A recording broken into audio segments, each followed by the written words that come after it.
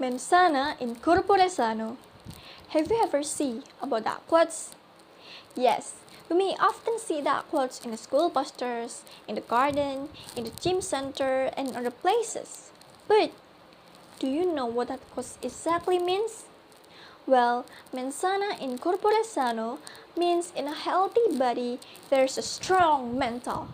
In short, without strong mental or without mental health, there can be no true physical health.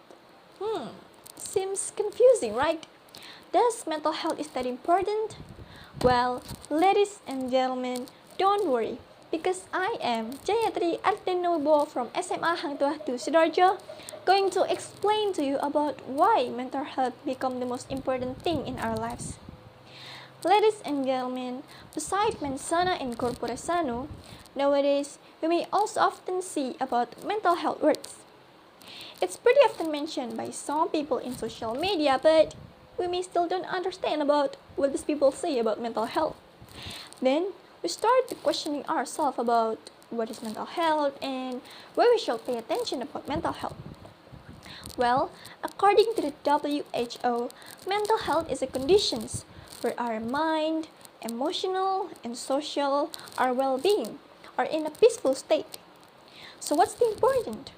Why should we pay attention to mental health? You guys have to know that mental health is just as important as physical health. Unhealthy mental or mental illness is also the same as unhealthy physical, that both can be obstructed our daily activities. Simply, these two things are connected each other to create a well-being in human life. However, unfortunately, until now, only a few people that have realized how important it is to maintain mental health. Whereas currently, there are so many young people who need help with their mental health. Yes, according to a survey from NAMI and Sex Central, teenagers between 13 to 18 years old in Indonesia often have mental illness, and the mental illness they often suffer such as depression and anxiety. Sadly, in Indonesia itself, mental health is still considered taboo by most people. People who suffer mental illness are often stigmatized like ungrateful, rarely to pray, and even crazy. According to a survey from YouGov Omnibus ID, due to this negative stigma in Indonesian society, only 42% people are willing to seek a professional help, while the rest, 58%, prefer to keep silent and keep all their pains alone. This is literally very dangerous because if they can't hold their pain anymore, they will take various ways and even the dangerous way to throw their mental illness away, starting from consuming illegal drugs, self-harm, or even the worst ways that they will thinking about suicide. I know what it's like to have a mental illness, but you should know that consume drugs, self-harm, and trying to kill yourself will not solve your mental illness. You better seek a help from professional because they can give you a better solutions. I can say this because I've ever suffered with a mental illness. Last year was the hardest time I've ever gone through. I felt a drastic change in my mood. I suddenly became a person who liked to be lonely, sad, and other strange things that can't be felt with a clear mind are always present in my brain. I don't even know what's wrong with myself. At first, I just kept silent from anyone because I was too afraid that people would give me negative stigma and against me. But not long after, there was a moment when I couldn't hold my pains anymore. Almost every night, I cried silently in my room. I didn't have a mood to eat.